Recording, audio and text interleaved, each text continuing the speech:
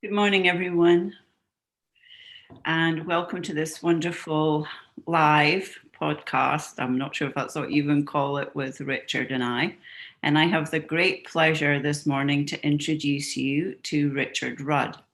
And if you don't know anything about this magical man, he is the author of this fabulous book on the gene keys. And I'm going to show you the original book, which is my deep love, on the gene keys, Unlocking the Higher Purpose in Your DNA. This book first came out in 2009. So Richard is a bard and a poet and an author. He's a dad. He loves tea. And as he comes from a long family of wine merchants, he's a great person to have around when you're choosing a bottle of red wine. It's my joy to know him for the last 15 years and an even greater pleasure to sit beside him on these days. Fantastic. Thank you, Tanmayo. So, and I'm going to reciprocate that by introducing you. And Tanmayo is, I guess, one of my oldest friends, spiritual friends. And I always wonder how on earth to introduce you. Because you have so many dimensions to you, and you are like a high initiate in the mysteries of consciousness, and yet you are the most grounded, earthy, real, kind of gritty woman possibly that I know. And you have a wicked Scottish sense of humor, and you're away with the fairies half the time, as well as being grounded and down to earth. So you are a paradox in so many ways. And it's a great pleasure having Tanmayo beside me. And, as we're going to do this whole journey into the Venus sequence and into this yin yang polarity exploration of consciousness through love. And it's perfect, that the two of us are doing it, because we have the same kind of naughty spirit, but also the same, I think, intensity of love. And so Tanmayo, I'm so delighted to have you here, and really looking forward to the wisdom that I know I'm going to kind of receive, and everyone is going to receive from you. And I'd say to everyone that Tanmayo's wisdom is living, it's alive, it's who she is, it's just kind of imbued in her being. So, and it's spontaneous. She never rehearses anything, as far as I can tell. She just shows up, and I love that. So really, really great to have you here beside me for this journey. Thank you, Richard. Gorgeous. So maybe we would like to start with, maybe you'd like to share a little bit about how Venus came into being. Yeah. As I won't spend too long on it, but I'm the founder of the Gene Keys, obviously, which is, if you're new, it's a grand synthesis of lots of world wisdoms, and it has many different strands and paths that you, like a labyrinth of wisdom, and you can explore them in all kinds of ways. And one central part of it is called your hologenetic profile. It's a profiling system, and it's calculated from the time, date, place of your birth, like astrology is, but it's not like astrology. It's built on a system called human design, but it takes human design in a completely different direction and merges it with a lot of other things, and it's a very different journey. And woven into it are these different kind of ways of understanding the I Ching. So it's a combination, it's combining of the I Ching and astrological data. This is the profiling system.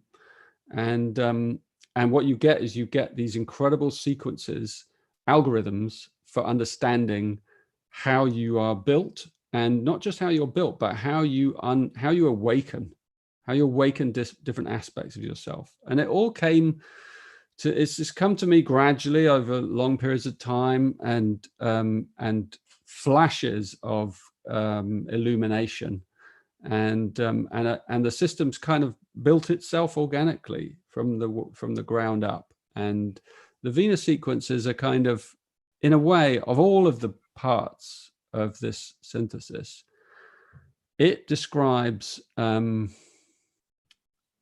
it's like, I mean, it's a wound map, you know, really, that's what it is. It's a map of the wounding of an individual. And I know that sounds like, whoa, I'm not sure I like the sound of that. But actually, you know, we all come into the world and we all have our suffering that we have to bear.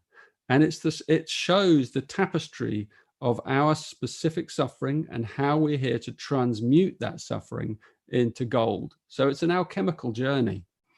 And it's for brave souls. And I guess how it came into the world is like another whole story, but the Venus sequence came, it began on a train, actually. I was on a train journey after a really powerful workshop I delivered, and a long journey, 4-hour train journey. And as I didn't realize really at the time that Venus was doing one of its rare transits across the sun. You know, it occasionally does that. This is in 2004.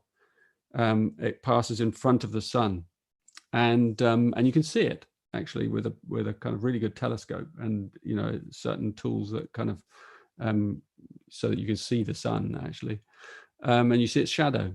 And it was exactly that time that this transmission, I call it, arrived. And then I got home, and I just, it started to come to me, just like layer upon layer upon layer of understanding, sequence. And my study became like kind of NASA headquarters or some mad scientist, and I had bits of papers and diagrams, and I stuck them on the walls, and I was just in this revelatory downloading mode. And years, you know, it took me years to understand it. And also I went through a major transformation as it came into me, major. And my relationship, I'm still married. And it really put me through some deep transformations in my relationship about aspects of myself that were not, were far from perfect, let's say. And I kind of had a real awakening, but particularly through my relationships and understanding how love works in human beings and the layers of the patterns of our wounding from childhood. So that, in a sense, that is an introduction to what the Venus sequence is and where it came from. And we'll explore it more, as we go on tonight. But is there anything you'd like to add from your side, Tanmayo? Because you came pretty early. You came to my first ever, this is where we met. We met on my first ever Venus kind of course that I delivered it for the first time to the world. In a lovely big house. There was quite a lot of people there, around 90 or 100 people, I think. And Tanmayo was on that, and we immediately kind of resonated. So yeah, tell me what you've, your angle on it. Well, whilst that same Venus transit was happening, I was driving everybody crazy about knowing that something had happened, and eventually following my errant feet to find this man called Richard Rudd. And it was an extraordinary experience, even in that very early days. There was something about what had happened inside you that transmission just kind of, it just landed in me, and it was totally clear. This is what I hadn't been looking for anything, but I knew this is what I'm going to do. There was no question about it after that, It was just like watching all the dominoes fall in place when I looked at the sequence and I heard your words. I felt like this man is actually speaking to aspects of me that only I know. So it was alive, and also I felt like it was a seed, and at that time that was going to grow into some incredible flowering forest, actually. So I just kept going, and here we are. And yeah. I love the words that you said before, is that, we're still growing. I think I can make a wee statement. We're still growing with this Venus transmission because it's alive in every moment. And the thing for me about Venus is it is a path of love, and it's a path of awakening to love and awakening to deeper aspects of love and love in all of its forms. And it takes you into a place of such deep intimacy within. And as much as, you know, as soon as I say the word love or I hear the word love, very often we all jump to this thing about our relationships. And of course, you know, that's a natural thing that we want. We want more presence and communion and heart opening and intimacy in our relationships. But we need to take the focus off the other and bring the focus back inside. You know, so I notice how often it's spoken about as, you know, it's going to heal your relationships. Well, it might, but you are the only one who can make the shift inside into that deep, intimate space. And it will take you through a deep journey of shadows. And these shadows are only hidden aspects, they're unconscious aspects of our being, of our conditioning, really, that needs to be brought into the light. And through our awareness and through the gifts that are hidden in your DNA, which are made very clear in this magical book, and with the lines that you're going to discover if you're new to this, you're going to find all kinds of support systems in there that guide you in. So Venus unwraps you in a way from all of these conditioned stress patterns and attitudes that are triggered so easily into a resting in love possibility. Beautiful. I mean, I had a lovely meeting earlier today with about 25 women online and who are doing this Venus retreat with us. And,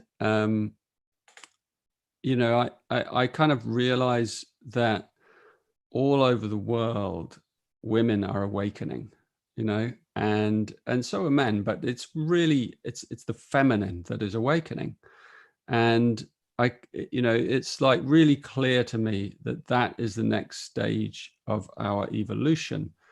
And, you know, we're seeing the kind of end of the male dominated kind of era. You know, we're seeing the kind of ridiculously sort of almost parodied nature of it playing itself out on the world stage through our leaders. And yet underneath that are shoots, young shoots that are rising up. And this transmission, this wisdom of the Venus sequence is definitely at the forefront of that, because in terms of our spiritual journeys in life, there are many, you know, there's been so many great spiritual teachers that have come to humanity. And yet there's not been anything ever like this. You know, it's just like, this is new. This is a kind of, this is relationships as your spiritual path. That doesn't just mean your intimate relationship, it means all your relationships. Your relationships are become your spiritual path. And the Venus sequence describes how that works. Is they are algorithms literally woven into our DNA, and they're unique for each one of us. That's why it's called a sequence, because it unlocks in a sequence. So what I said this morning to this group of amazing women is, look, you know, it's like these are shortcuts.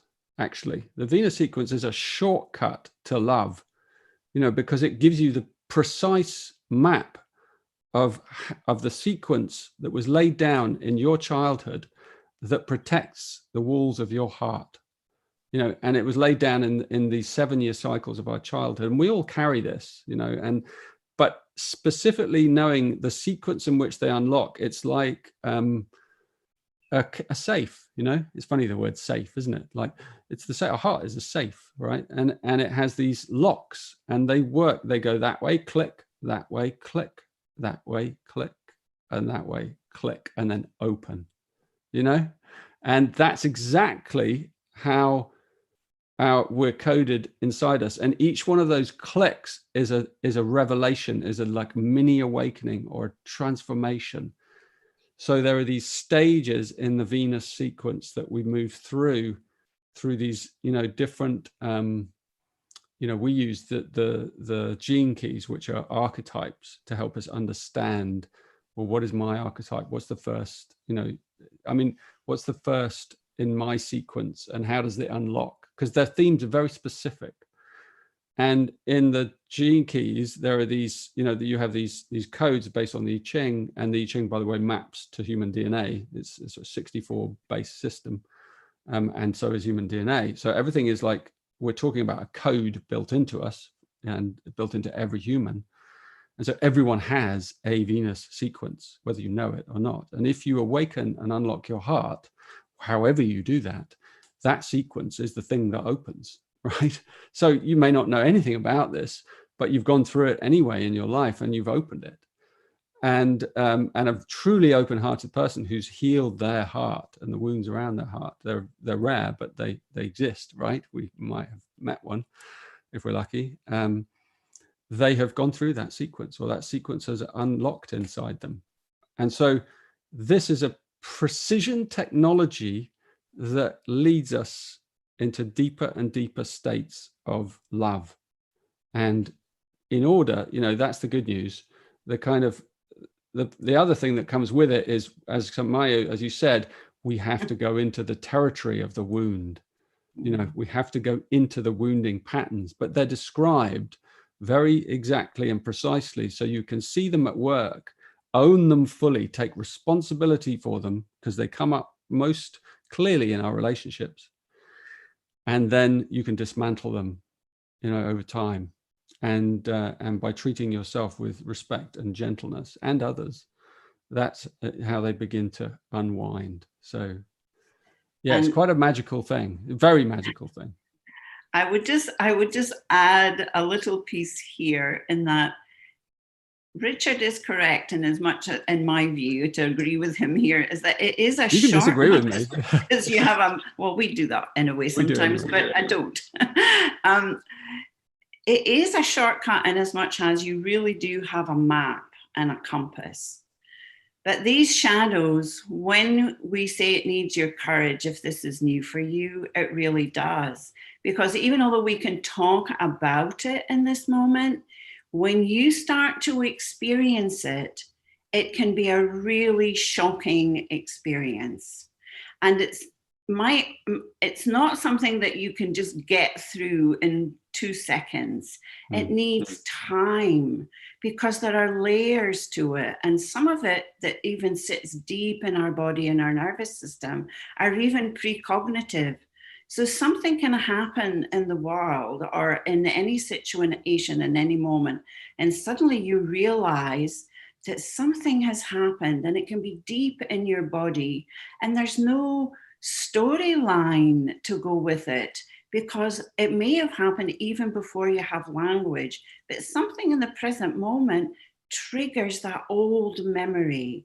Although that's not something that happens immediately, but for mature seekers, once you start peeling away all of the storylines and you see your behavior and your attitudes and your snotty nose that you've turned up at something, or you've been busy shaming or blaming, or it's not my responsibility.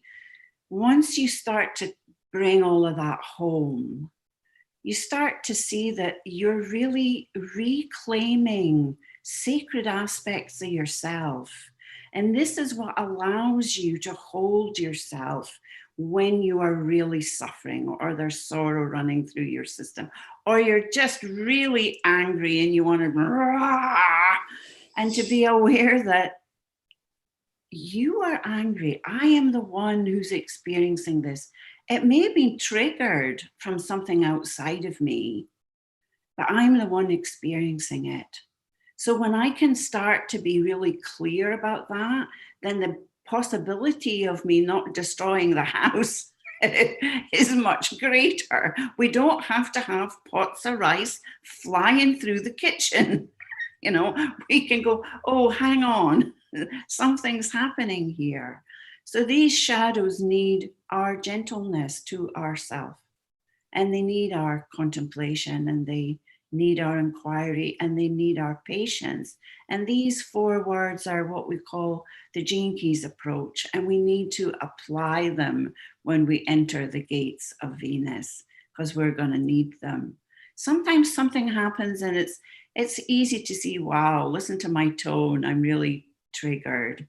Or that your breath is short, suddenly you can't breathe.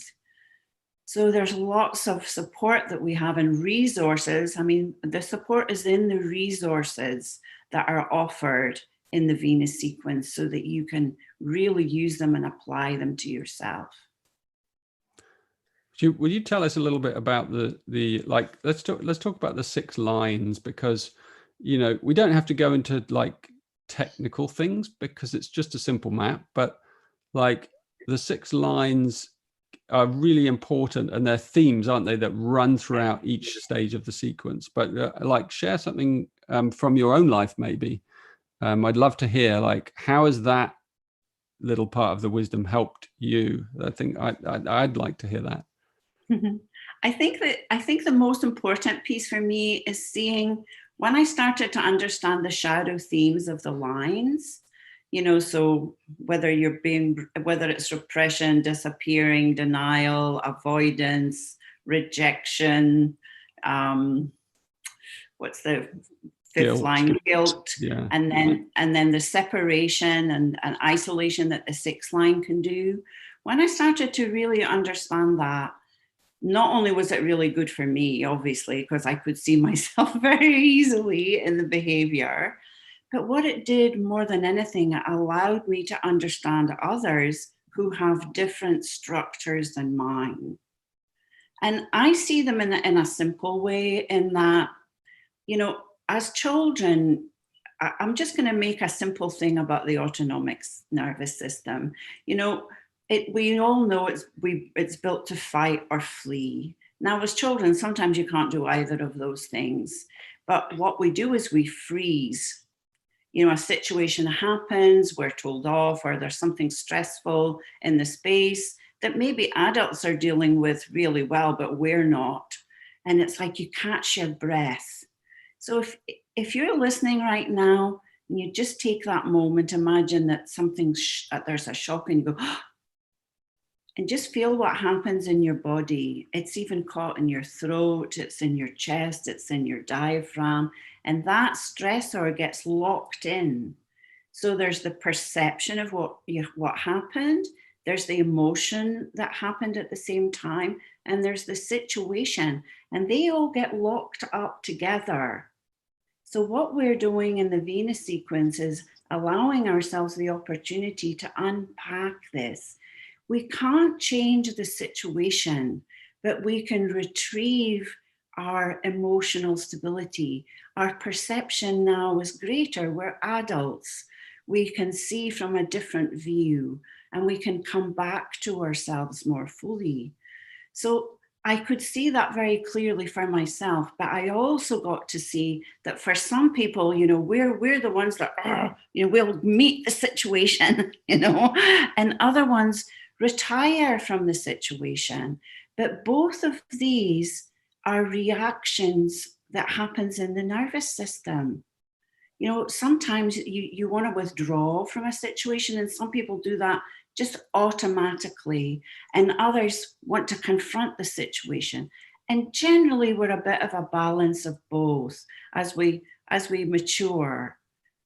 So those things were really helpful for me to see in a very easy way what was completely other than mine in the beginning, and then ultimately to see that I have lines everywhere in different places and go, oh, I do that there. So it was very useful. It's an incredible journey, isn't it? And it does take some time to get to know your sequence really well. And in the beginning, it's like learning a new language, you know, so you learn the patterns and the words, and then you begin to realize actually it's quite simple, because there are these stages. And as you learn these lines, there's only 6 lines, and they're a bit like octaves of music. So as you shift in the sequence, the octave is still there, but you have another pattern, and it's one of the 6. And so your first pattern might be, let's say it's to do with the way you use your mind. So your mind is the outermost kind of controlling part of you, that you could control your heart with your mind, right? So the way you think actually determines, to an extent, the way in which you feel, at a subtle level. So the way you think about things then kind of is a veneer over the deeper level of feelings. So you react to your feelings because of a worldview that you've taken on, particularly in your teenage years. That's the third of our 3 7-year cycles. And we're imprinted in 7-year cycles at a cellular level. So in the Venus sequence, you learn about the first 3 7-year cycles of your life, because it's in those cycles that these patterns of holding and defense and, protection are developed. And it's in that teenage cycle that we develop the outermost one, which is the mind, the way in which we use the mind. So if you may have a very clever mind, very sharp, and you use that mind as a real form of defense, very sharp, kind of,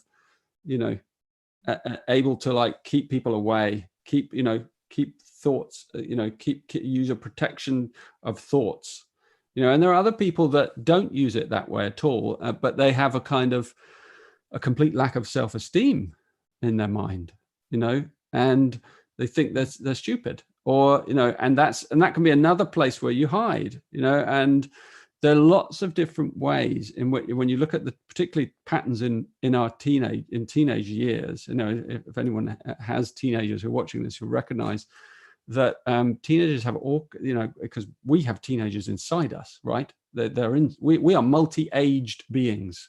Mm-hmm. You're not like, I'm 53, but I'm not. Right now I might be 53, but there's times when I'm like 17 or 15, because there's a pattern being triggered in me, and immediately that's where it got locked. And so immediately, whether I know it or not, I'm behaving as I behaved when I was 15, because something happened when I was 15, and that was how my mind dealt with it, right?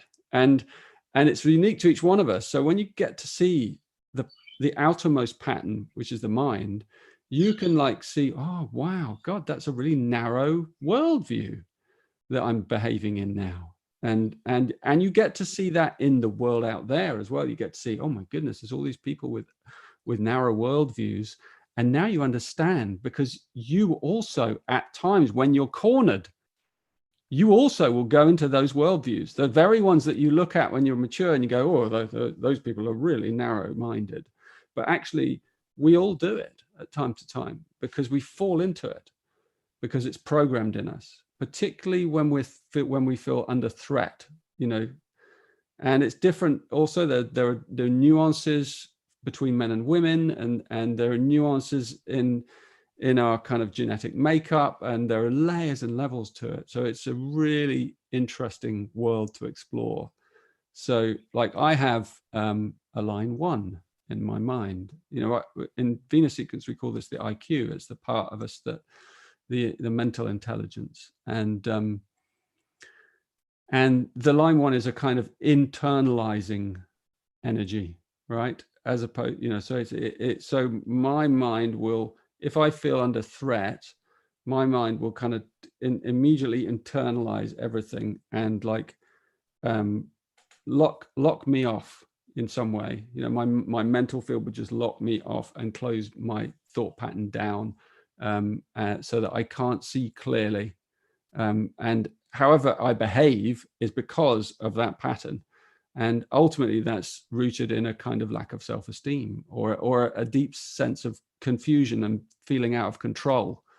And everyone behaves differently. So another mind might be quite aggressive. A second line mind might be quite aggressive and might attack you, go straight out.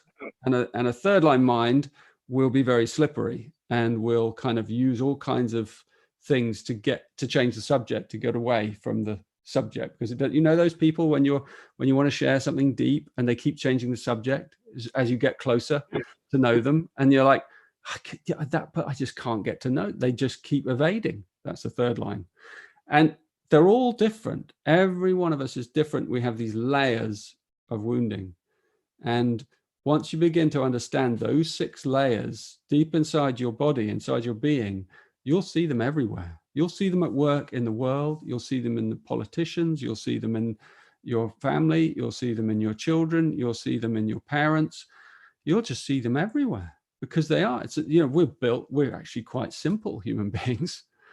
And I'd like to add a piece there. When you were talking about you know the teenage years, I think that for me, when I really notice that, I notice in the worldview, you know, for one, I'm a boomer, I guess that's one of the things, you know, so I'm okay, you're okay, it's okay. And then nobody wants to be discerning enough and brave enough to say, actually, it's not okay, you know, and flower power was the thing, you know, when I was in my teenage years. But the beauty that I notice around it is over the years, and it can happen now. I can be talking to a man and there's chemistry. It doesn't mean I want to do anything about the chemistry, but I'm aware that it's there. And I notice immediately, I'm 14, I'm trying to put words together and act like I'm an intelligent woman. And it's really challenging because I've got butterflies in my tummy and my solar plexus has gone tight. I'm trying to be very calm. And the 4th line does something really beautiful, which is the 4th line will reject, or in case of being rejected, but it will also put on a polite mask. So I have 4th lines also in my chart. So I'm trying really hard to keep up this social persona, whilst inside I feel like I'm 14 and I'm going crazy. I love it. It is beautiful. So I try and keep the conversation as short as possible and don't get too intimate because I've got a 2nd line in the EQ. Yeah, well, that's when you know, so if you can disable the mental pattern, then you get to the deeper emotional pattern. We call the EQ, the emotional intelligence underneath. And that's a little bit more tender because that's developed, you know, the first one is developed in adolescence, the mental. The emotional is developed in puberty, you know, in those years, the 2nd 7-year cycle. So it's a very volatile time, and it's different rhythms for male and female because of the timing of puberty, and puberty is different for everyone anyway because we all come into it in different phases. So the timings are different, but that phase as a kind of whole matrix of developmental kind of emotional awareness, it lays out the foundations of our emotional life. So whatever happened to you between the age of 8 and 14 is the foundation of your emotional life, you know, whatever happened in those years. And it's really interesting unpicking that. And it's not that you have to go back and understand it all, because it's in your body, it's in your behavior. So you just have to see the behavior, like Tanmayo was explaining, you know, and like, and you begin to understand how you are becoming how you're literally a victim of a pattern that was embedded in you when you were too young to really understand it. And so your body just, you know, your emotional being just kind of clenched around it in a reflex in some way. And that reflex is what you've learned. And again, there's only 6. So you can see them really clearly. You can lay them out and go, oh, and there are antidotes for each one, you know? So the 4th line, which you mentioned as an example, the reflex is actually to reject, as you said, you know, so when feeling threatened, it rejects immediately. So it puts on a veneer, a hard case around the heart. And those are people who they can be really warm and lovely and then suddenly they switch completely. And you're like, who the hell is this? This person's mean, you know, they're mean. They're unfeeling. You know, how can they switch so instantly like that? And I know, you know, do you know what I mean? Yeah, there's a beautiful piece to that too, because when I notice it for myself, is like, I notice also that I want to get out of the conversation. But what is really going on in my system is a rejection of the opening of the heart to just soften into that moment with whoever's there. And that's the antidote. Of course, it's got nothing to do with them. They're a gift to me, actually, because even at I have now gone around the sun 65 times in this body, a little bit longer than some of you listening. And I notice it makes no difference. It's like you said, this all lives on in this chemistry. So it's fascinating to come to that place of just watching it all happen in an instant. And breathe and have a little inner smile to yourself going, God, still, Yeah. And since you mentioned chemistry, we could say something about, an element that we're going to include in the Venus sequence that's really exciting. And it's not in the original Venus sequence course. So we're going to use it in our retreat. We're going to kind of introduce it to those of you who don't know about it. And it's how we attract in certain people at certain times in our life through what's called our attractor field. And we have again, it's the lines, it's a combination of these lines. So in your attractor field, you have one of these lines. It's like a resonance that you're sending out, and it draws in another line, right? And it might be the same line actually, but it draws in. So there's combination of 6 and 6. Is what you end up with is 21 possible chemistries that you can have with that line, with all the lines together. And so what you can do is you can look at your chemistry specifically with different people. And those chemistries are not, they're kind of broadly discussed and in a light way, actually. But what it shows you is that there's no such thing as a perfect chemistry. and we've given them names, and they have kind of funky, cool names, and they're in groups as well, bands. So there's 3 different types of romantic chemistry, and those are ones that, one line kind of resonates in one octave and the other person brings the other octave. So there's this kind of feeling. There's this, you fall in love with immediately you meet them because you're not the same, but you resonate in another octave. So there's this longing between you. But you try and live with that person, it's like that longing is just, it's gone. So how do you live with that relationship? That's, you have to keep the distance, you have to keep the longing alive. And it's always going to be like that. And if you get too familiar, it just goes, it flatlines and you just, you lose the chemistry. But then one of you goes away, suddenly it's like, oh, wow, the love is back. So you have to, each chemistry, you have to manage in different ways. So there is one's called adventurous chemistry. If you draw in one of those, and they're actually the most common, there's more of them than the other, and they're ones that don't resonate, So that line doesn't resonate. It draws in another line that it doesn't really resonate with, and you're like, God, there's something about them, and like your destiny has brought you together, the two of you, and probably you're going to have a dalliance, you're going to have an adventure together, and it may not last forever because they don't resonate. But there's something really interesting when things don't resonate, because it's like, I want to get to know this. I don't, and it's a journey together, right? It's not easy, but it's a journey, and you'll learn something. And that's the point of these chemistries, is that whatever one you draw in, it's there to teach you the art of love. Each one, that's the purpose. That's the purpose of all relationships, really. And if I don't know, I guess this is my central message around the Venus sequence. It's like, if you can be in every relationship in your life and that's your purpose, then you will have great relationships. Your purpose is to learn more and better how to love in every relationship. If you don't have other agendas other than that, you're going to have really good, amazing relationships. And I mean, they may not be like perfect, but you won't be disappointed because you'll always learn. Even relationships that fail miserably, you will learn from them. When I say fail, I just mean like, that didn't really work, did it? But there was value in it, and so looking at the chemistries is really interesting. It's fun, it's light, it's but it's also very revealing, so that's something we're going to include. I thought I'd just throw that in.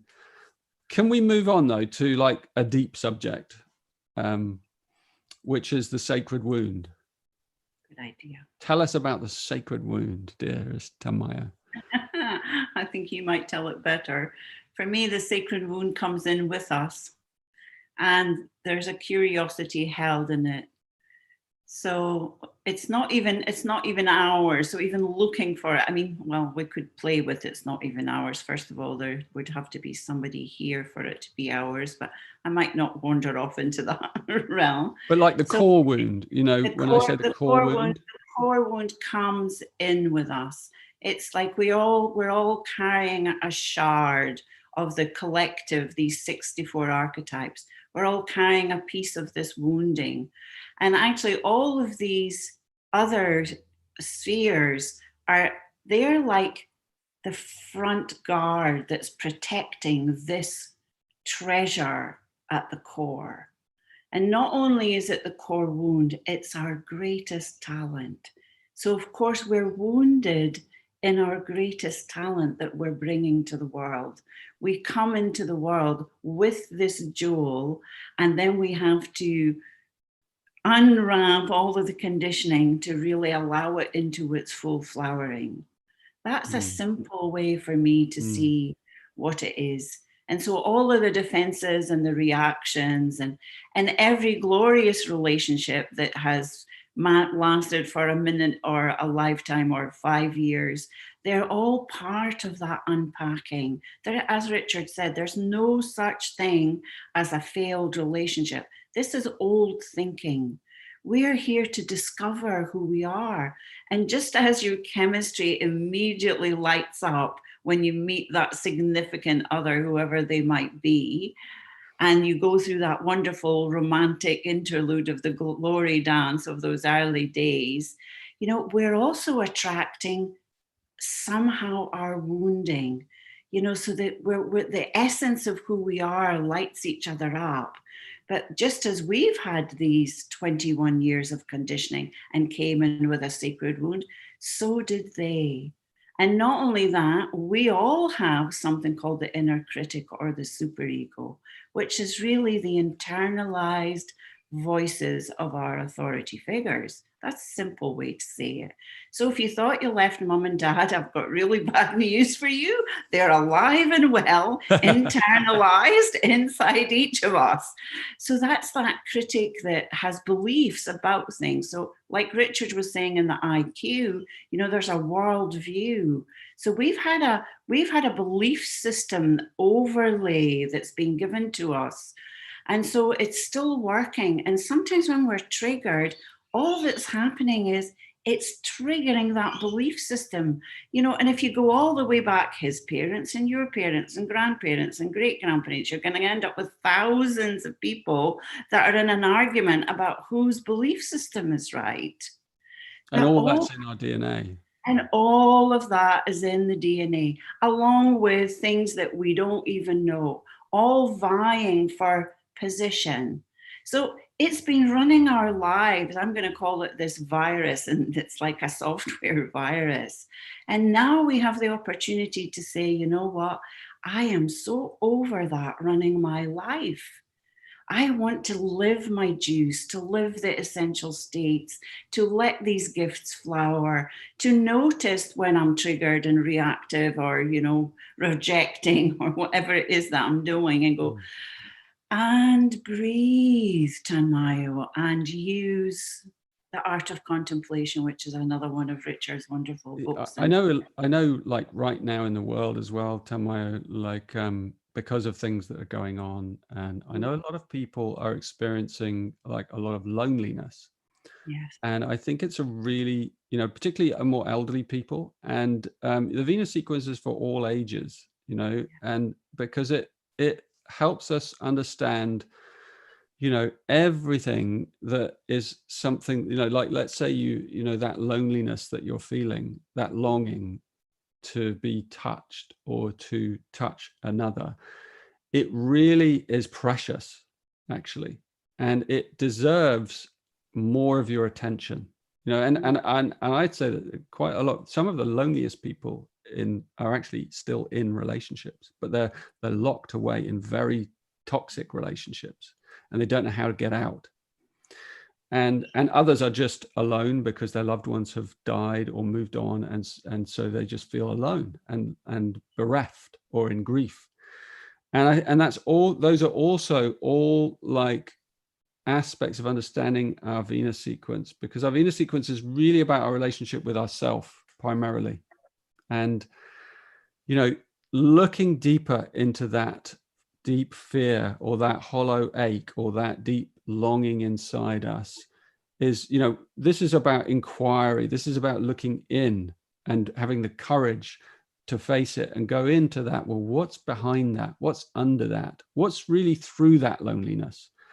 Because a lot of the time we don't realize that actually it's safe to go a bit deeper in and look through that lens. And it's the last thing we want to do with our core wound. We don't want to look there. But the Venus sequence really like encourages you, look, it's not going to bite you. You know, it's you. And what you see is that, particularly through loneliness, is that it's actually a portal to self-love, to deep self-love, to the love of your soul. We call it your SQ, you know, your spiritual intelligence, the soul itself, the part of you that's eternal, right? And if you can touch that, your loneliness, if you go into that portal, you'll realize that it leads to aloneness, you know, and your aloneness is so infinite and beautiful and awesome. But it takes a kind of a courageous soul, a warrior soul, to look into that lens and go a little bit deeper and support yourself and be gentle with yourself as you go there. And it can really open up that that deeper soul connection that connects you to your self-love. And when you start to feel that self-love come back alive inside you, you know, even if you're alone, you don't feel alone anymore. You don't. You feel connected. You feel connected to everything. You feel connected to the plant, the dog, the tree. You know, it's like you no longer have that intense craving for another. You know, you still have that human, like that's very human, right? And that's wonderful. But also, you don't have that soul ache, because the soul is something that you've fully incarnated again. You've remembered it. You've remembered the beauty of your own soul. You remembered yourself before you were born, you know, and, you know, when you were still in the womb and you were this beautiful, you know, jewel. And that awareness is also lives inside our heart, and it lives as unconditional love or universal love. And that's that is the goal of the Venus sequence, right? That is the kind of, that's where we're heading. That's the kind of the egg at the core of creation, you know, that the dragon is guarding. And so when you get down to that core wound, you know, that's the last little crack that opens up and delivers you that potential for incredible awakening. And that's why, in a way, the role of, you know, the path of love is the kind of, you know, well, it's been said anyway that it's the fastest path to awakening, to enlightenment. You know, there's the path of meditation, there's the path of love, the path of meditation generally requires that you retreat, you know, and the path of love allows you to stay in the world and use life and people and, you know, your everyday existence as your means of awakening. And that's what the Venus sequence is all about. That's it. Yeah. Okay. From my point of view. Yes. It's, for me, it's that, it's coming home to the inner beloved. It's stop looking outside and wishing for this love to come to me or to come to you, you know, looking and wanting more from the other. No one can fill this, or the world. You know, no one can fill this space for us. Only our inner journey brings us to rest in that inner beloved. And from that place, all of what Richard says happens. Even when you're angry or you're cranky about something, it's coming from a different space. you know, it's not an abusive nature that's there anymore. Maybe something happened, but I'm the one who's experiencing it. You didn't do it. I might have had a different expectation. I was looking for a different outcome, but I'm here and I can hold this and breathe it home into my heart and love it well, because the beloved is at home, took up residence again in my inner house. Beautiful. I love that. I love that. So should we, you know, perhaps some people out there are wondering about our retreat, because we're here to talk about our Venus retreat, and maybe we'll open for some questions in a minute, but let's just sort of talk about, you know, what is a virtual retreat for those who haven't done one, and how does it work, and how will we use that kind of container to hold this body of amazing knowledge, this journey. Do you want to begin? Well, a virtual retreat is you're going to be at home in your own space, but we're all going to be coming together in a space like this on Zoom, however many of us there are around the world. And we're going to offer you lots of meditations and webinars, and you're invited to community calls and Q&As that are dancing with the transmission. So there are forums for you, and there's a cafe that you can chat to each other, so that we really connect with each other around the world. And this retreat is for 6 months. Now, some of you might think, oh my goodness, 6 months? Well, just imagine, what would it be like for however many, I think thousands of us, are going to be in this Venus sequence with our whole focus on love at this time on our planet. Yeah, I'd kind of ask the question, like, what's your life going to be like for the next 6 months if you don't do this retreat? Wondering. I wonder what's going to happen in the world, you know, in the next 6 months. And so, it's a real support at this time. You know, we don't know what's going to happen, but there is a possibility. I mean, I would like it not to be the case, but there's a strong possibility that things may get even more dire on our planet than they currently are. And when things like that happen, we need lights. We need all of us, each of us. We can't wait for anybody else anymore. We are truly the ones that we've been waiting for. We can make that difference. And in all our little places around the globe, we are those becoming, and the opportunity to become those lighthouses in our own community, stable and radiating and in our hearts and breathing in our bellies, and really looking at each other through the eyes of love, even in moments when it can be challenging. And this may be the biggest thing that we can do, each of us, to really serve the whole at this time.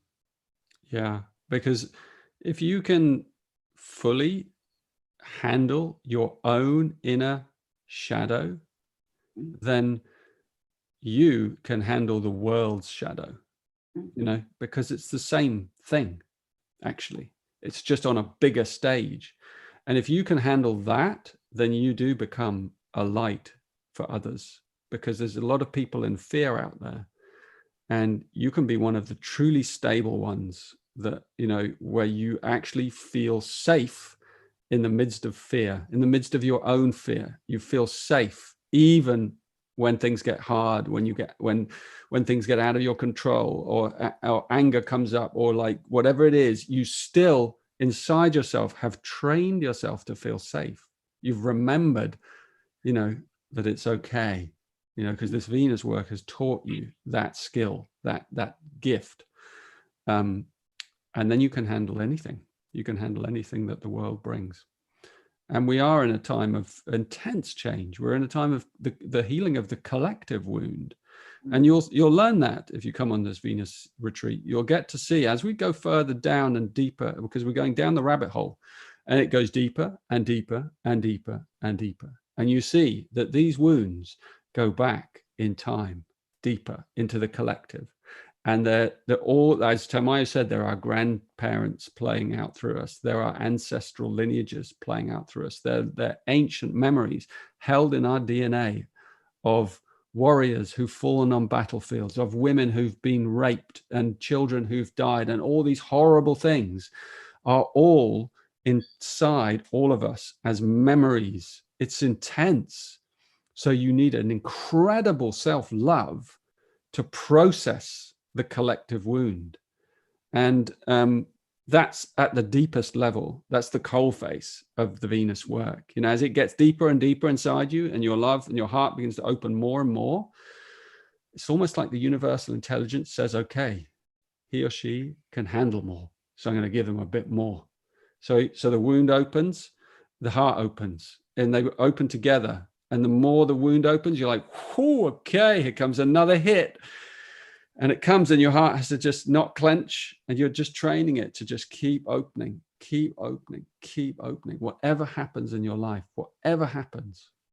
And your Dharma will throw incredible things at you. You know, your destiny will like, and that's how great souls come into the world, you know, because they're able to heal huge segments of the world wound. You know, that's why we have the myths, or we have these great people like Gandhi or Christ or Mother Teresa or something, who can just handle huge aspects of the wound. They don't fear it. And we can be those people as well. You know, each one of us has that capacity to open, you know, and let that shadow fully in, and let it be transmuted through our body and our being and our heart. So yeah, our virtual retreat is based on that, and it will take us right down the rabbit hole to the core. And it will explain, you know, even those deep threads of how the planet itself is bound up in this process. And we are actually, ultimately, we're one collective heart. I mean, I know that sounds like a hippie thing, but actually at the deepest levels of our DNA, it's exactly true. It's exactly true. The heart opens, and the whole of humanity is a heart that has to learn to open. And it is slowly learning to open. And as it opens, our minds also begin to connect with each other.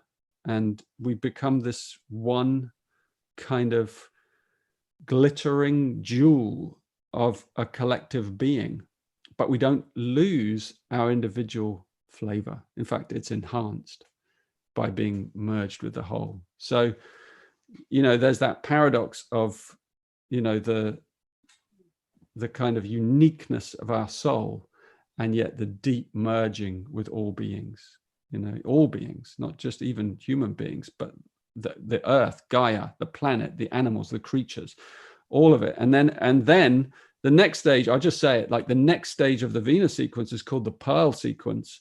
And that begins to flower. And that's when our love becomes compassionate action in the world. And we're like, you know, that feminine spirit in us just goes, geez, I have to do something to help. I can't just process anymore. I actually have to get out there and do something, you know, activism of some form. But it's not a reaction. It comes as a deep, compassionate intelligence that we all have. And it doesn't just react and go, oh, I got to help somewhere. It thinks very carefully, like, what is the most I can do? You know, what is the most efficient use of my energy, you know, of my love? And that's when your life gets really, really interesting. So anyway, that's where it's heading. So I think we've done our hour. Good.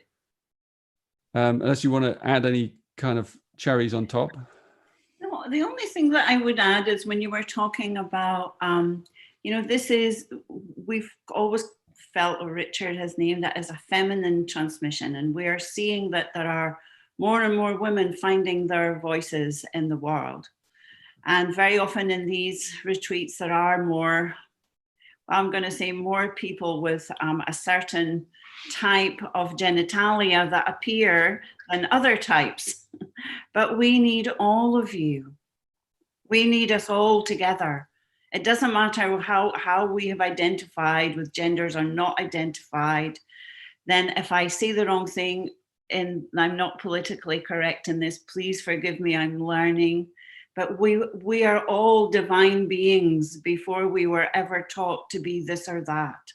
So this is to invite love into the sacred human.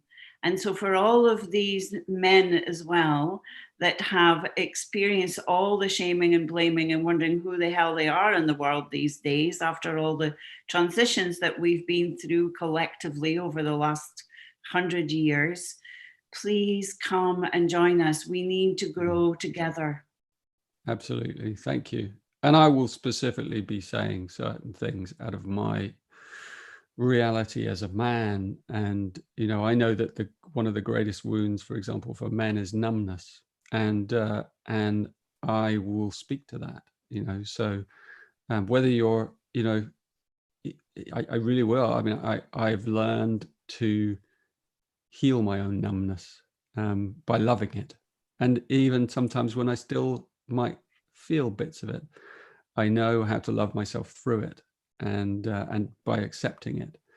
And that's the same case for many women as well. But it seems a very specific male thing because I won't go into it, but I think because the patriarchy has caused so much damage, that's why we feel the numbness. It's a kind of subtle collective ancestral guilt, and particularly in men. So I love to chip away at that numbness, you know, with a gentle little kind of axe, like tick, chip, chip, chip, chip, chip, chip, chip, so that these men in the world begin to really blossom and stand fully facing these wonderful, ferocious, beautiful women who are emerging like kind of flowers all over the world, going, where are the men? The real men, you know, and we need, you know, it's like we need that, you know, we need that sacred masculine as much as we need that sacred feminine. But you're right, it is a time, it's really the time of the resurgence of the feminine. But the male also has a role in that, and it's a really important one.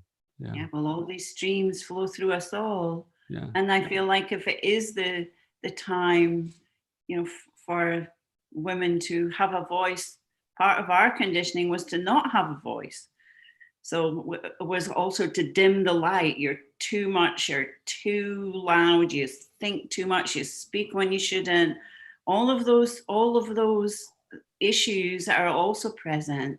So we get to see the trauma that we've all experienced. And I think it's a miracle that we see how love is. Chemistry is magical. It keeps us going anyway, you know, so that's the kind of alchemy that's possible too. Yeah. But it's through our taking responsibility and coming back to the beloved inside that we can meet each other in that belovedness. Yeah. Yeah, I mean, it's why it's called the Venus sequence rather than the Mars sequence, because it is the time of the feminine, and it's the time of love. So that's our next chapter of our evolution. It may not look like it right now, but that's where we're heading. That's what all this is about. Everything is breaking down so that this new being can emerge in our midst. And if you come into the Gene Keys, you will find that is a message that is imprinted everywhere. You know, it's there in the images of the dragonflies that you see on the books. Like it's about the reawakening of this being deep inside our DNA. Yeah.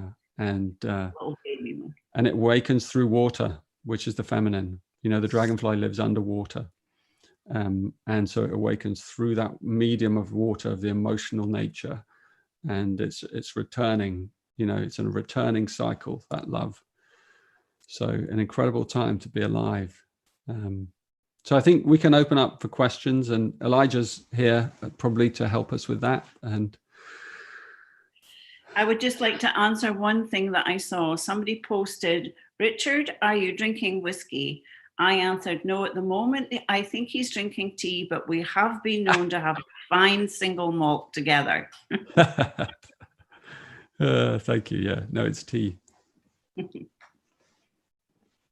You can see a few questions in the Zoom chat if you want to take a look. And if anyone else has questions, I'll be grabbing them from the YouTube stream. So a few logistics. You know, the journey begins November the 2nd, and the deadline is October 30th. And so that's when we want to be in. Also, the Venus sequence is, in terms of my programs, it's part 2 of a big program called the Golden Path. And those of you who are new, you may not have done part 1, which is called the activation sequence. And it's a shorter one, the activation sequence. And and it's about embodying your higher purpose. So the ideal is that you would have done that before you begin the Venus sequence. However, and normally we wouldn't allow people to come and do the Venus sequence until they've done that, right? Because that gives you the grounding and the understanding, and then you can begin this deeper journey into like these layers of tenderness and vulnerability, which, you know, so we need that, ideally you need that grounding and the purpose. But because the world is the state it's in, we've made a kind of slightly bold decision to just open it up to everyone and trust in you that if you decide you want to do this, then you are coming in and it'll be more intense for you because you won't have done the part 1, and that's okay. You can actually, in a way, start anywhere, but you may need to catch up a little bit in terms of understanding the language and the rhythm and how the gene keys work. And we will do our best to support everyone. You know, we'll give you like the tools you need to kind of understand and catch up a little bit. We don't want it to stop anyone from coming into this really powerful work with the Venus, you know, energy. Yeah, so it's not just, is it for beginners? It's handy to come in with a beginner's mind and an open heart. Yeah. Tanmayo, did you have something you wanted to say? I've forgotten it already. Sorry. Now. There's a question here, why must something break down for something new to emerge? I'll let you answer that.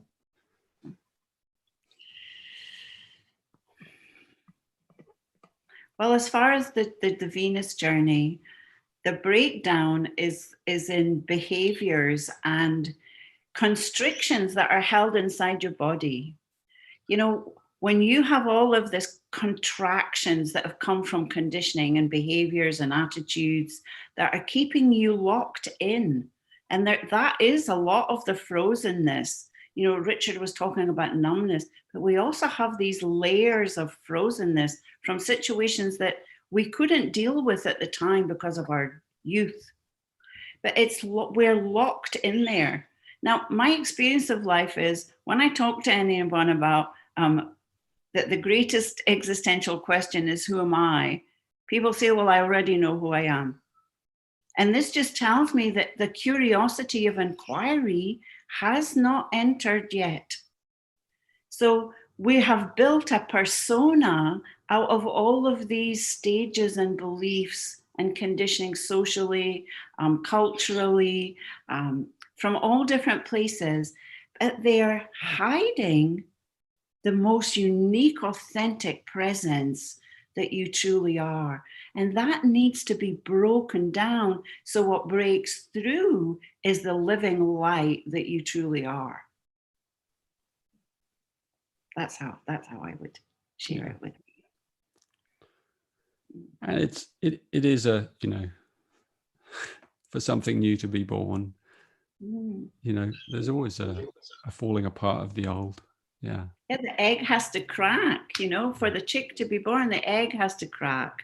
And for a mother to give birth, you know, there is kind of like a breakdown in as much as her body has to really open. She has to use her breath and the child has to break through, you know, and she's breaking through too from a stage of one life into becoming a mother.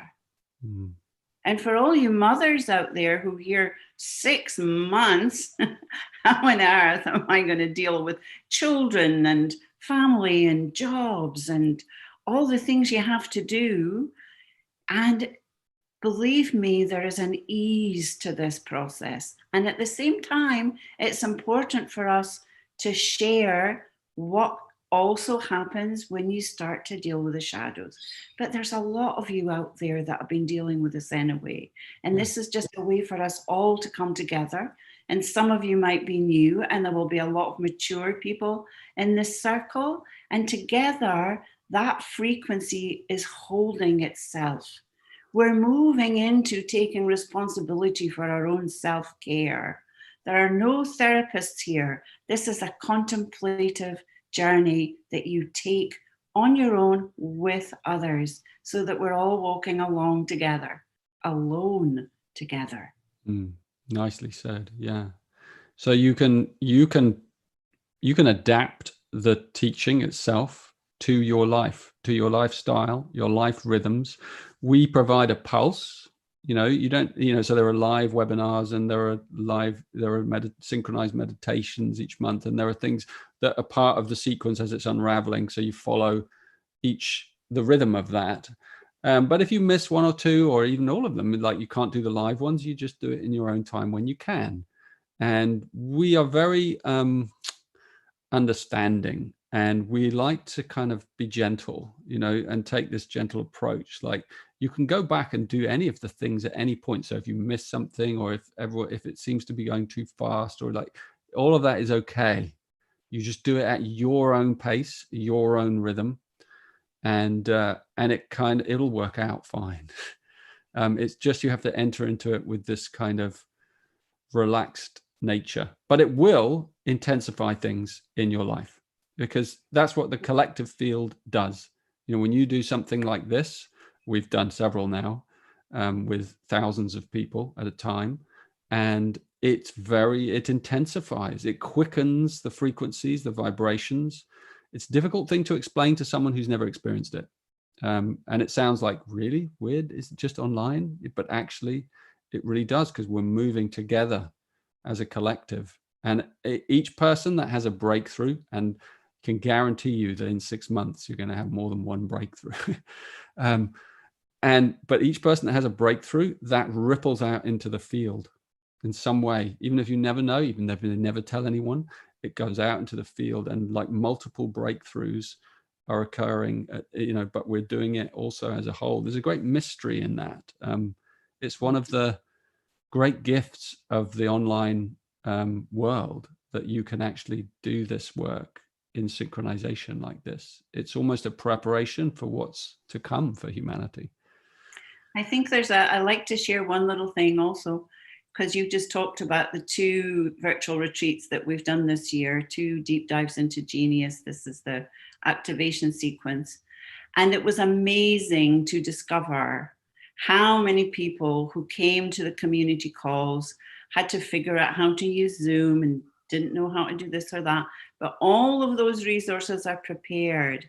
But I will say to you, you might have to actually read the FAQs, because when we have thousands of people, and notice that frustration that happens, this is one of the places where we get to stop and breathe already.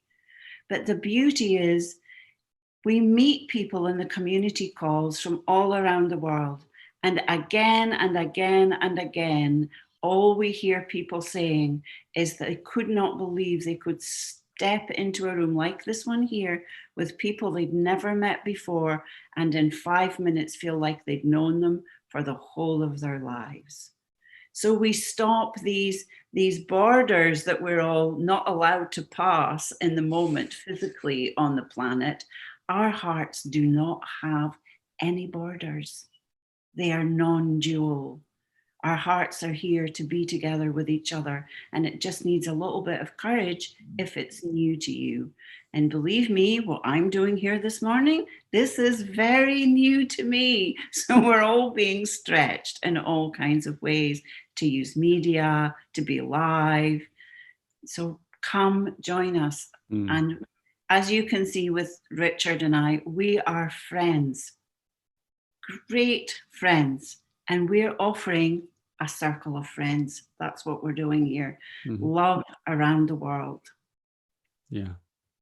And it's not spiritual bypass, you know, we're not all kind of being all smiley and sweet, and we're, you know, we may be being smiley and sweet, but it's because we've gone into the shadows together, you know, that we have something to smile about, you know. So there will be humor, there will be surprises, I can guarantee that. So there's some things that, you know, I'm not going to tell you about. And it's 6 months is a long time, you know, there's a lot can happen. There's a question here about someone asked, why the different age stages reflected in the Venus sequence when that wasn't part of the activation sequence? Each of these sequences is a transmission.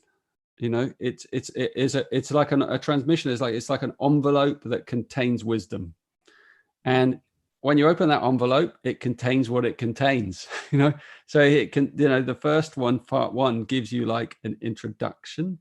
It gives you a grounding. It gives you a basic format and pattern that will last throughout all the different sequences, actually, because it's an introduction to working with the shadow, to working with challenge, to transmuting, to finding core stability in your body. And then the Venus sequence goes much deeper because it unravels layers. And so it has to guide you into sort of more intricate territory, which is why it lays out, you know, a little map of the childhood patterns and how that all works. And it takes you deeper into the waters of healing. And I mean, you know, it's like, I don't know, like the Venus sequence work is like, I sometimes just think like, whoa, this is just too much for me. Like it's so intense. Sometimes it's so powerful. I just know that if you do it, whoever you are, and you feel to do it, you're going to be blown away by it. That's all I can say. You're going to be, I've been blown away by it. And it's just, there's nothing else like it. It's like, if there's anything that, you know, I've done lots of things with Gene Keys, loads of like books and teachings and, you know, stuff that I've put out, and there's nothing like this. This is the most applicable, powerful, fast track, but slow, you know, process of like bursting open the heart. You know, there's nothing, I don't know, like have you got anything better to do in the next 6 months than open your heart? I don't know. You know, the question of that we have opened this to everyone is, again, we really need it as a collective. But when I think about it, you know, most people I talk to, if I'm in a group room teaching, which obviously hasn't happened for this year, or, you know, giving a presentation or facilitating, whatever word we're going to use, and I say, how many people here would like to live in love? And everybody puts their hand up. How many people would like to experience stable core stability? Everybody puts their hand up. Well, somewhere, each of us must take that commitment to ourselves to say, this is not an idea in my mind. And also, we suffer through love. Our sorrows come from our ideas of love. We long for love. We talk about love. We watch movies about love. It's love, love, love. I mean, I'm immediately in Hafiz. The subject tonight is love. So when we enter these gates, we do enter things where grieving happens. You know, love offers us all kinds of opportunities to experience bigger vistas, and they're not shadows, actually. A grieving process is necessary for a breakthrough. So you do need to be able, whoever you are out there, be really clear, I am willing to step in here for myself because I really want it for me first. And then it can flow to my children, to my partner, to my relatives, to the one you like the least, the person that drives you the most crazy. You don't have to agree with their belief system, but in your heart, you're looking at a divine being. And if you're triggered by them, that's the grace given back. In that moment, oh, here's another little piece that I can clear out of my system. I still might not like them any better, you know, but I'm living in the truth of it inside me. Yeah, beautiful. So someone asked, what if I'm single and not many people in my life? Will it be helpful or better to wait? Do you want to answer that one as well? Well, I'm single, and there's not many people in my life. Well, I've got millions of people in my life, but it's about you. And even when we're in the shop, even when we go to the store to get our groceries, we are interacting all the time. But the greatest thing about Gene Keys, your first relationship is with yourself. And for me, the first relationship, if you like, and confrontation is with your profile itself. If you have a 1-3 or a 6-2 or a 3-5 or whatever. So imagine you're a 1-3 profile. I'm sorry, if this is new, you'll just have to go to the website and get your free profile. But the first line, it wants the ground. It wants to get everything stable and sorted out, and it's the rock that we can lean on. And the third line goes, oh God, when are we going to be able to have fun? I'm so fed up of your seriousness. Can we please go and play? And the first line's go, no, we're not doing any of that. It's far too frivolous. And this is all going on inside. We don't have to go outside and speak to anybody about it. So this is part of the integration that starts to occur within yourself and make you laugh a lot. You need to invite the angel of humor. And we do. And the thing that we often say is it's sacred, it's not serious. And you'll see things like when you learn these lines well and you really get to see how they work, these wounding patterns, as I said, you're going to see them everywhere. So it doesn't matter if you're single or if you're, whatever your life situation is, you're going to be able to look at Donald Trump or, Mr. Putin from Russia, or even like some really kind of even more unpleasant people, let's say, that really like people that you kind of wouldn't normally view favorably. And you're going to see the child inside that. You're going to see this pattern playing out, and you're going to go, oh my God, there's the fifth line pattern just play. He just said it. He said that thing. It's like, and you're going to see it. You're going to see the kind of cunning and the meanness and the tyranny, and you're going to see it all playing out.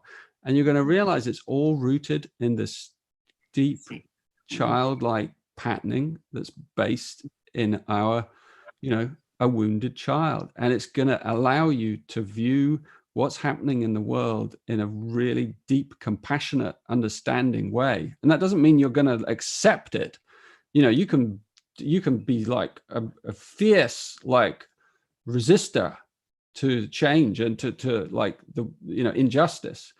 But at the same time, you won't be a reactor, a reactionary, you'll be a true rebel, you'll be a rebel armed with love, and that's very different from a reactionary who's angry, and propagates anger and provocation, as opposed to the loving rebel, who really carries this power and a detachment, so that's the kind of, all of this is contained in the Venus work. Like everything is about empowerment. So yeah, it doesn't matter. That's really beautiful. It's like it comes to me when you're talking is, when the Iraq fiasco, is what I call it, happened, and whenever that was, 2003. And I suddenly found myself putting my shoes on and walking out the door. Suddenly I was a social activist. No, this is ridiculous. It's lies. I could just tell this is not the truth. I don't know what this is. And I went to something that I thought was going to be a peace rally. And I got there and I went, this is not a peace rally. This is a staging for political parties. And the energy was so hostile. And I just thought, this is the same energy. You're feeding back the same energy. I'm standing for peace. I'm standing for love. I don't have to agree with you, and I'm going to stand for what is real for me, but I don't need to make you wrong for me to be right. But I will still stand for any kind of injustice. And to me, love is the core of the healing and the peace that is possible for that injustice to start to dissolve, so that as a collective, we can start to break through. Maybe it will not all occur in my lifetime in this body, that I was here before this body and I'll be here after this body. And this is a flame that is in so many hearts. So all we're inviting you to is to keep it alive, to let it burn brighter, and let us stand as lighthouses in the world. Yeah, absolutely. Thank you. Well said, Tanmayo. And this is what you're part of the compassionate view that grows out of really understanding the deeper layers of the Venus sequences. Wounds that are kind of inside us are then played out between entire gene pools, and they have slightly different keynotes, so you can understand how the same wound pattern that's inside us as individuals, that's playing out in our relationships and through our childhood, and that is actually played out through whole gene pools. So you have wars and races that are kind of fighting each other through the same patterns, reaction, provocation. You have the kind of tyrants on the world stage. You have all these different wounding patterns that are just playing out through the Chinese and the Tibetans. All these kind of ancient wound patterns that are playing out. And it's quite extraordinary to see the algorithms at work and see them everywhere, absolutely everywhere. And you're like, wow, wow. And it's just like, wow. And the whole thing's waking up, because it's programmed to wake up. And, it's going to take generations, still, but you can see where you are in that story, and then detach from your kind of worries about it. There's like really strong energy at the core of the Venus sequence, and it says we need not worry about our collective future.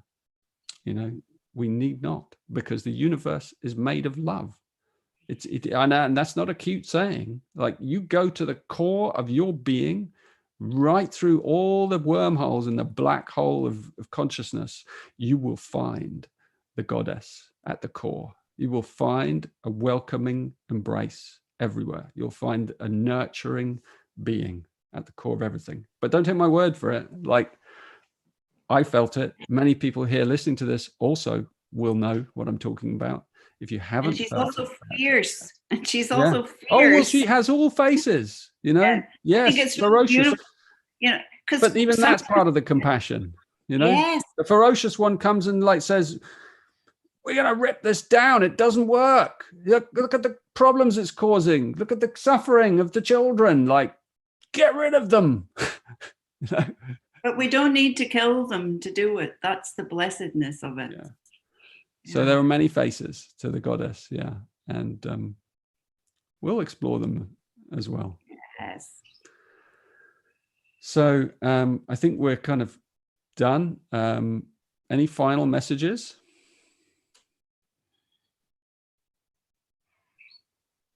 From you, Tanmayo?